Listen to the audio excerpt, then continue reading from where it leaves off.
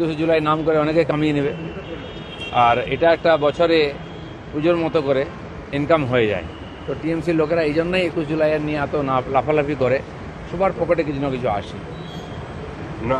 শ্রমিক সংগঠনের ডাকে আজকে ভারত বন্ধ চলছে শুনলাম, কিন্তু বন্ধ কোথাও দেখা যাচ্ছে না। বহু জল্পনা, আপনি নিজে বলেছেন আপনি জলেও নেই, কোনাতেও নেই। আপনি নিজে বলেছেন যে 21 তারিখ কোনো না কোনো মঞ্চে আপনি থাকবেন। ফুল বদল হতে হতে আবার আপনি দিলীপ ঘোষ পদ্মফুলের বড় দায়িত্ব পেতে চলেছেন সম্ভবত আজই। আমার সেই বন্ধুরা খুব কষ্টের মধ্যে আছেন এখন, যারা আমাকে টিএমসিতে পাঠিয়ে দিচ্ছেন, যারা নতুন পার্টি করে নাম দিয়ে আমার নামে চালিয়ে দিচ্ছেন। এখন তাদের আবার কাল থেকে কি গল্প হয় দেখি। গল্প তৈরি করতে করতে ওরা ক্লান্ত হয়ে যাচ্ছেন, মাথা ব্যথা হয়ে আছে। আর কাল রাত থেকে আবার মিটিং বসেছে, এবার কি ফান্ডা বার করা যায়।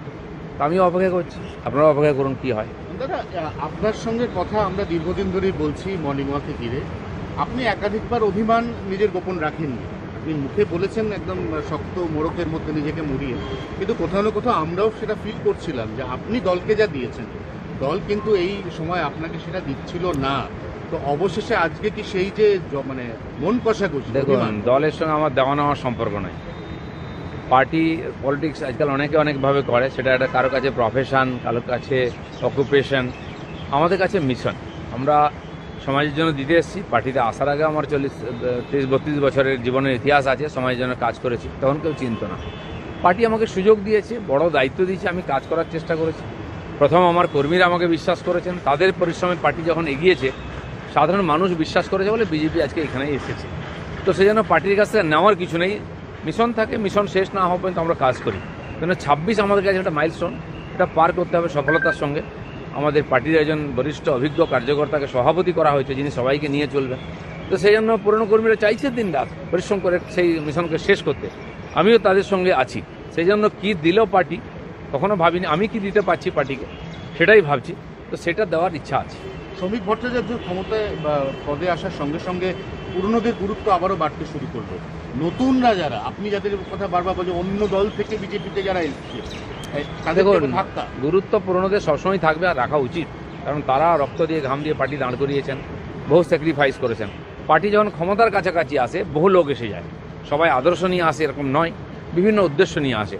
লক্ষ্য রেখে পার্টিকে এগোতে হবে, নিতে হবে সবাইকে যোগ্যতা অনুযায়ী, তার ক্ষমতা অনুযায়ী তাকে কাজ দিতে হবে, সাফল্যের জন্য সবাইকে লাগাতে হবে, পরিবেশটা পজিটিভ তৈরি করতে হবে। আমার মনে হয় সেটা হয়ে যাবে। এবার আপনি যদি কেন্দ্রীয় স্তরে আবারও কোনো দায়িত্ব পান, সেক্ষেত্রে আপনাকে তো আবারও এই যারা অন্য দল থেকে বিজেপিতে এসে বড় বড় পদ পেয়ে গেছে তাদেরকে ডিল করতে হবে, তাদেরকে হ্যান্ডেল করতে হবে। ডিল তো আগেও করেছি, আমি তো এদেরকে জয়েন করিয়েছি। আমার সময় তো এসছেন, কেউ বলতে পারো কারোর সঙ্গে আমি ডিপ্রাইভ করেছি, কাউকে অসম্মান করেছি, কাউকে অধিকার থেকে বঞ্চিত করেছি, পুরনো হোক আর নতুন হোক।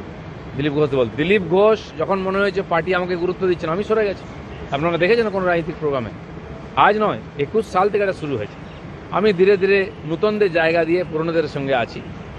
যখন আমাকে ডাকা হয়েছে আমি গেছি, আবার যখন ডাকা হবে যাব, নাহলে দূরের থেকে পার্টির সেবা করবো। 19 হাফ 21 সাফ, এটা আপনার স্লোগান। সেই স্লোগান আমরা দিয়েছিলাম, মানুষ গ্রহণ করেছিল। তো 21এও হাফই হয়ে গেছে, সাফ হয়নি।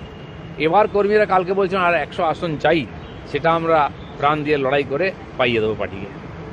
ঠিক আছে, দিল্লিতে আজকে যাচ্ছে, কার কার সঙ্গে মানে এটা কি একটা নতুন অধ্যায় বলা যেতে পারে? না, দিল্লি যাওয়াটা একটা ফ্যাশনের মধ্যে পড়ে রাজনীতির। আমি সেই ফ্যাশনটা অনুকরণ করি না, কিন্তু অনেক পুরনো কার্যকর্তা আছেন, পুরনো এমপিরা আছেন, পার্টির নেতারাও ডাকেন। এবং আমি দিল্লি প্রেসিডেন্ট হওয়ার পর থেকে যাতায়াত শুরু করি, প্রায় 10 বছর হতে গেল।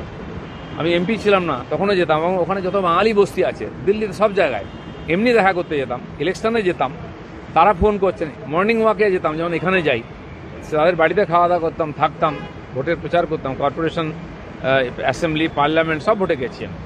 তো তারপরে তাদের সঙ্গে দেখা করাও একটা কাজ, কোনো অফিসিয়াল ট্যুরে আমি যাচ্ছি না। না, আজকে যে যাবেন, মানে কেউ তো একটা ডেকেছে, আপনি তো না ডাকলে যান না, নিজেই বলছেন। ডেকেছেন কেউ না কেউ, দেখা করবো তাদের সঙ্গে। কোনো তারা কারা? পার্টির নেতা, বড় নেতারা। ধন্যবাদ।